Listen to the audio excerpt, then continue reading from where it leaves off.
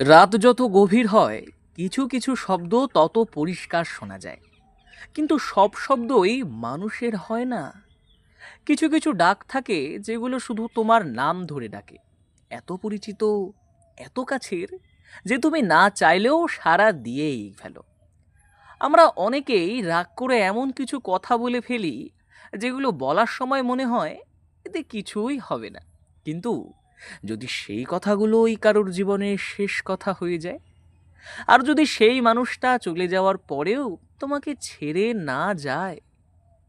ভাবো তুমি একা হাঁটছো, চারপাশে শুধু কুয়াশা, ফোনে কোনো নেটওয়ার্ক নেই, আর হঠাৎ কেউ তোমার একেবারে চেনা গলায় তোমার নাম ধরে ডাকলো। তুমি কি পিছন ঘুরে তাকাবে, নাকি দৌড়ে পালাবে? কারণ কখনো কখনো পিছনে যে দাঁড়িয়ে থাকে সে আর এই পৃথিবীর কেউ না। আজ যে ঘটনাটা বলবো সেটা শুধু একটা গল্প নয়, এটা একটা ভুলের ফল, একটা অপরাধ বোধের শাস্তি, আর এমন এক উপস্থিতির গল্প যাকে এড়িয়ে যাওয়া একেবারেই যায় না। তো আজকে যে ঘটনাটা বলছি সেটি হয়েছিল আমার বন্ধু সৌরভের দাদার সাথে ঘটে যাওয়া একটি ঘটনা। আমার বন্ধুর নাম সৌরভ, আর তার দাদার নাম গৌরব। গৌরবদা আমাকে যেভাবে ঘটনাটা বলেছে আমি ঠিক সেভাবেই তোমাদেরকেও বলছি। আমি গৌরব, আমি একটি কল সেন্টারে কাজ করি নিউ টাউনের একটা অফিসে। যেহেতু আমার মাঝে মাঝে কলিং টাইম ছিল দুপুর 2টো থেকে রাত 8টা পর্যন্ত, সেদিন ছিল শুক্রবার। কাজ শেষ করে বিরাটি স্টেশন থেকে রাত 9টার বনগা লোকাল ধরে ভিড় ট্রেন করে ঠাকুরনগরে নামি। ওখানে নেমে বাইকটা নিয়ে যখন বেরোই, হঠাৎ আমার ফোনে কল আসে। ফোনটা করেছিল আমার বন্ধু সজল। সে বলল, অনেকদিন তো কোথাও যাই না, চল আজ রাতে আমার গার্লফ্রেন্ডের বার্থডে আছে, ওর বাড়িতে যাব। রাত 12টার দিকে যাব, ততক্ষণে আমার বাড়ি থেকে যাবে। ভাবলাম কাল তো ছুটি, তাই যাই। বাড়িতে মাকে ফোন করে আমি সব কিছু বললাম, আজ রাতে বাড়ি আসবো না মা, সজলদের বাড়ি থেকে যাব। মা বলল ঠিক আছে। তারপর গাড়িটা নিয়ে সোজা সজলের বাড়ি গেলাম। ওখানে গিয়ে দেখি আরও 4জন বন্ধু আছে। যথারীতি বিরিয়ানি আনলাম, সবে মিলে খাওয়া দাওয়া করলাম, সাথে 10-12টা বিয়ারও ছিল। খেয়ে দিয়ে আমার যেন হুঁশই ছিল না। রাত যখন 12টা বাজতে যায়, হঠাৎ সজল বলল, চল ওর বার্থডে কেক কেটে এসেই ঘুমাবি। আমি বললাম চল। যথারীতি বেরোলাম। আমার আর সজলের গার্লফ্রেন্ডের বাড়ি সজলের বাড়ি থেকে অনেকটা দূর, তাই বাইক নিয়ে গেলাম না। হাই রোড দিয়ে গেলে অনেক সময় লাগবে, তাই ভাবলাম মাঠ দিয়ে হাঁটলে কম সময় লাগবে। আমি আর সজল মাঠ দিয়ে হাঁটা শুরু করলাম। যখন মাঠের মাঝখানে পৌঁছলাম, তখন দেখি সামনে কিছুই দেখা যাচ্ছে না, শুধু চারিদিকে সাদা কুয়াশা। আমি সজলকে বললাম, ভাই সামনে তো কিছু দেখা যাচ্ছে না, কিন্তু পেছন থেকে কোনো উত্তর এলো না। আমি পেছন ঘুরে দেখি কেউ নেই। আমি একটু ভীতু স্বভাবের, তাই ভয়ে ভয়ে সজলকে ফোন করব বলে ফোন বার করলাম। দেখি কোনো সিগন্যাল নেই। ফোনে টর্চ জ্বেলে পিছন পিছন একটু ঘুরে ভাবলাম সামনে এগিয়ে লাভ নেই, বরং বাড়ির দিকেই ফিরে যাই। এই ভেবে 4-5 পা এগিয়েছি, হঠাৎ কেউ যেন বলছে, গৌরব, গৌরব, কোথায় যাচ্ছিস? এদিকে আয়। কিরে, আয়। আমি ভয়ে কাপা গলায় বললাম, কে কে? হঠাৎ উত্তর এলো, কেন চিনতে পারছিস না? আমি সৌমি। এই নামটা শুনে আমি থমকে গেলাম। বললাম, "আহ, কেন আবার এসেছিস?"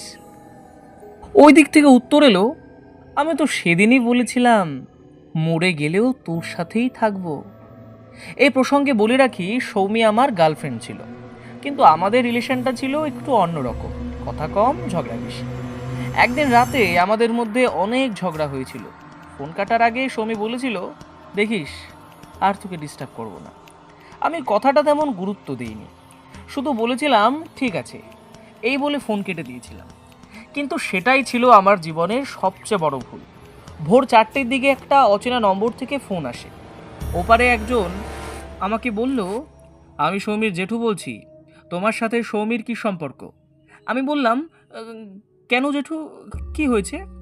সে বলল, সৌমি গলায় দড়ি দিয়েছে, আর একটা সুইসাইড নোটে তোমার নাম লিখে গেছে। তোকে ছাড়বো না, তুই একটা মেয়ের জীবন নিয়ে নিয়েছিস। আমি ভয়ে ফোন কেটে সুইচ অফ করে দিলাম।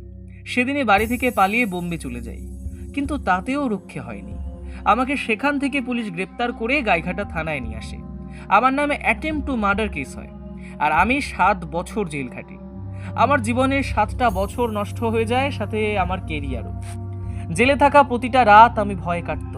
মনে হতো কেউ যেন ছোট জানলা দিয়ে ডেকে বলছে, কিরে, এখন আর কেউ ঝগড়া করে না, কেউ তোকে ডিস্টার্ব করে না।